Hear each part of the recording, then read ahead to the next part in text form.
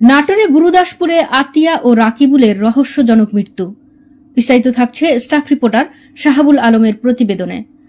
নাটোরের গুরুদাসপুরে একই গ্রামের প্রবাসীর স্ত্রী আতিয়া খাতুন বয়স ২৬ ও কলেজ ছাত্র রাকিবুল হাসান বয়স ১৮ রহস্যজনক মৃত্যুর ঘটনা ঘটেছে। তবে কি কারণে তারা দুজন আত্মহত্যা করেছে তা জানা যায়নি।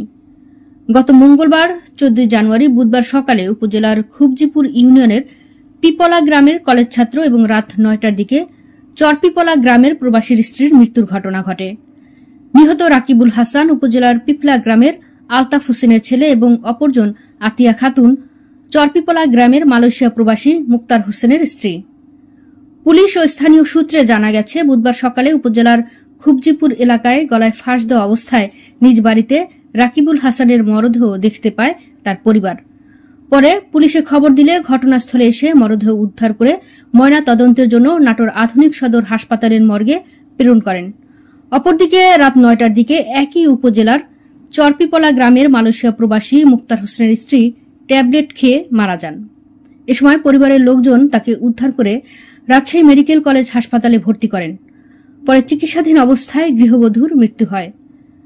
গুরুদাসপুর থানার ওসি মোহাম্মদ গোলাম সারোয়ার হোসেন বলেন, খবর পেয়ে ঘটনাস্থল থেকে মরদেহ উদ্ধার করে নিয়ে গেছে পুলিশ।